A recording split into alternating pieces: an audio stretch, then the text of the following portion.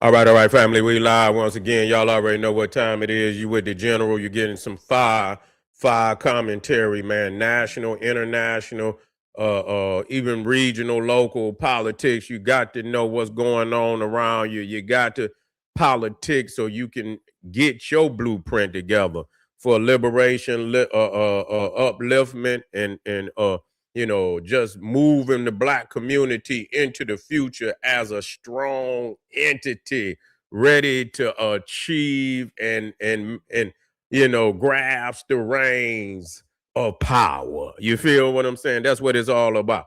Now, obviously, you have heard, if you have not heard, they sent Donald Trump sent Vice President JD Vance and his I believe his son-in-law, what's his name, Jared Kushner. You see, they didn't went over there to not Pakistan, Islamabad for a negotiation between the United States and Iran. In Pakistan, that's a very major play that Pakistan is trying to get some recognition on the world stage. I see, by hosting these negotiations, but it failed after 21 hours of negotiations. It failed, and you almost knew it was gonna fail, but that don't mean you ain't supposed to get back at the table. You're supposed to get back at the table because a lot of times shit can't be ironed out in the first negotiation. You had to come again and try again if it's possible. But I believe there is a divide, when it comes to where what Iran want, what the United States want, is too big a divide. It's too big a divide, you know what I'm saying, for them to come to any type of agreement on anything. It's just too big of a divide. And so with that, they're going back to warfare. You could just believe that they are going back to warfare. So you can believe within them. It ain't going. And they say they're going.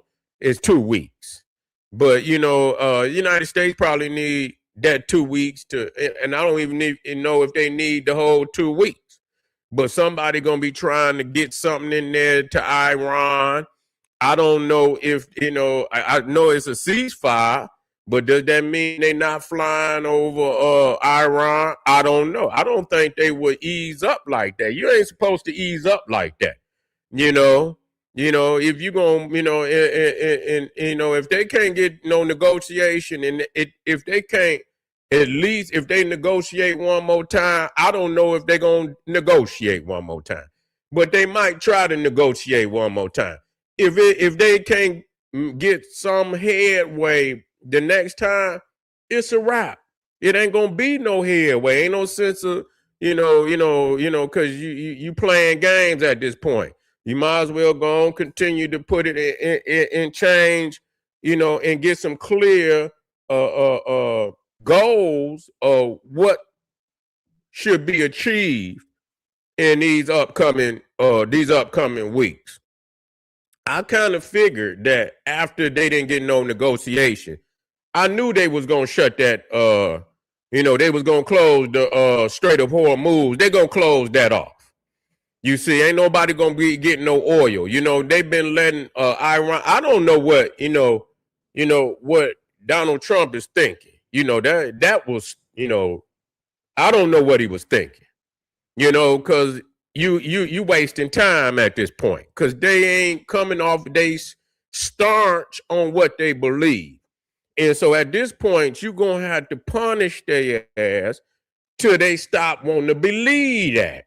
They're gonna say, well, you know what? I used to want these 10 points, and now I don't want the 10. I want to change a few of them. You gotta make a motherfucker say, I want to change a couple of them. I might be willing to change about 3, 4 of them. You know what I'm saying? Get them to that point. You got to get them to that point where they want to change 3 or 4 months, and that's gonna come with some fire. Now, to a lot of people's ignorance, I still believe that militarily, the United States is punishing Iran. Now, politically, they seem to have somewhat of a victory because the United States is not, they don't, understanding when you go to war with Iran, you're not going to treat them like Cuba or fucking Venezuela or something like that. You dealing with a country that's going to fight your ass to the death. So to go over there without, without an understanding that you might have to go all the way in on their ass, that was stupid. That part was stupid. You know what I'm saying? And I don't think he felt like, that the people might not be behind that. That the United States might not be ready to stomach another Iraq. You see what I'm saying? And that was, and so if you're not ready to, don't go half cocked. Don't go half cocked, motherfucker. If you're going to go over there, be ready to go all the way in on their ass. Now he's building up. Maybe he thought, okay, let me see. Maybe sometimes but you still want to already be getting motherfuckers ready. You know what I'm saying? Getting them ready. You know what I'm saying? Even while you doing the, let's see approach. Let's see if this might wake their ass up. But if they ain't waking up, we already in the process of moving shit in. You know what I'm saying? To where we intend, to go in there. And, it'll be a war, but I think the United States still, it's obviously militarily, they didn't have their way with them, period. It's a total failure on Iran's part to allow that many of their leaders to be assassinated. That's totally unacceptable for any nation to allow their leadership to be decapitated like that. Just the president, the prime minister, or the supreme leader, that one political leader, that one office is more than enough of shame. That is shameful for a nation to allow its leader to be assassinated. That's shameful to a nation. Period. You failed in your security. So just to have 50 of your top leaders, 50 of your top leaders to be assassinated like that is shameful to Iran. That should not be. That is a complete failure to your leaders, because when you vote your leaders in and your leaders is doing the job of the people, it's on the people to protect their goddamn leaders. And anytime you see your leaders getting knocked off like that, that is shameful to a nation. You see, I don't want to hear nothing about no goddamn win. That's a fucking loss. You know what I'm saying? Because all leaders are not built the same. You can have some more a generational, one in a generation type leadership. This person could be a one in a lifetime leader. You're not gonna get replacing the motherfucker don't mean shit. What the fuck you mean? You can't replace no one in a generation leader like that. You see? And so you let that leader get knocked off, and you telling me, you failed in protecting your leader. And not only it are 50, 60, 70 goddamn leaders been knocked off. So you can't be at the top of your goddamn leadership. That's bullshit. You ain't at the top of your leader. You digging at the bottom for a motherfucker. Yeah, it's a few of them that's still over there. But after it ain't gonna take much more to really just eradicate. Now the ideology is still gonna be there. The ideology is still gonna be there. But when you looking over there, a lot of them, them younger Iranians, they just like any other nation. They evolving. You know what I'm saying? These motherfuckers got internet, phones, and they living in the world of technology now. You see, so all them old motherfuckers and who want to live back on the camel and out on the plane, they want to motherfucking, they want to rule. And I understand power, but they want to rule over their people with an iron fist like it's 700 AD. You understand? They just, they want to, people's is in the fucking modern age now. So a lot of the younger ones, a lot of the younger ones is, they want to live in the modern world. You feel what I'm saying? They want to live in the modern world. And so a lot of the, you might have some Iranians that come up in the near future that might not be so hostile, but still love their country nonetheless, but want to integrate into the, because you look at all them other Arab states over there. I mean, goddamn, they living like motherfucking they living good. They got goddamn cities and shit all through there, and they still who they are, but they opening up and people's is coming from all over the world. Iran could be the same damn way. They could have, but they want to live into this ideology where they, it's about the coming.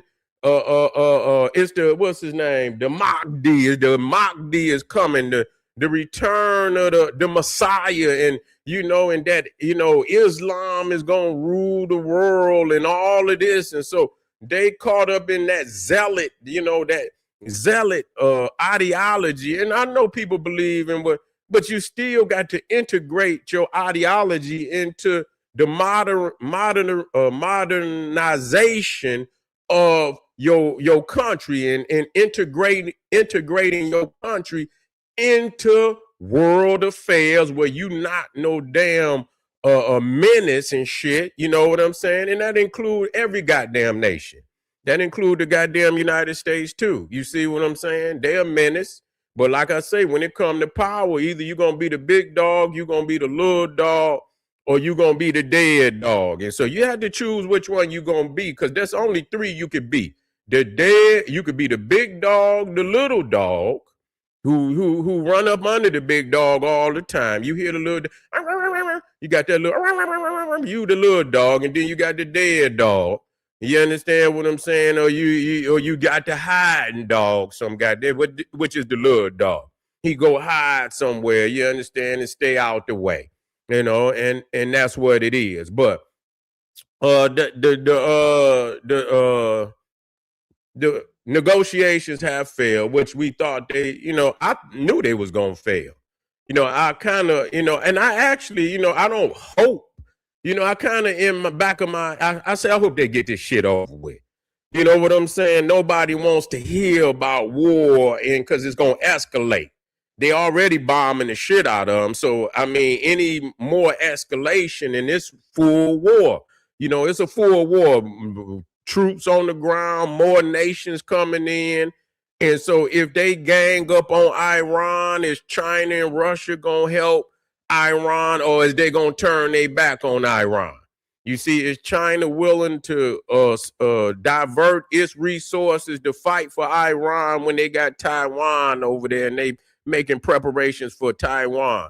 Russia is in Ukraine. Do they have the apparatus to divert soldiers and equipment and fight two wars like that? You understand? We don't know, but I tell you what, it's escalating in that way. I want y'all to get on over there to Patreon. The link is up in the top of the chat, family.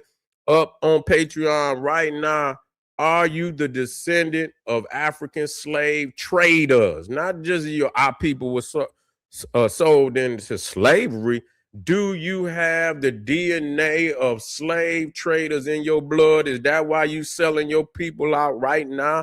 Is that why you jump on your sister, your woman, your children, and all that you are now still got the DNA of the slave trader? You sell, you are in the interrogation room, telling on your people, selling them down just the same way. You know how the man tell you in the interrogation room, if you don't give me who I want, I'm taking you. And that's the same thing they told them goddamn slave traders, and they ass ended up over here too after they done sold so many millions and millions of our people. So you very well might have the descendant of this, you might be the descendant of a slave trader. I want you to come on over there and tap into that very fiery dialogue and commentary from the general. Also, I want you to get over and check out our foundational Black Americans anchoring themselves to a sinking ship. And you better think about that very hard when and don't get in your feelings, but even if you do, that might be your motherfucking your consciousness talking to you. But anyway, family, yeah. Appreciate y'all being here today. Hit the subscribe button, hit the like button, comment. I want to know how you feel and share this with your family and friends. I'll be black in a minute. Black Power.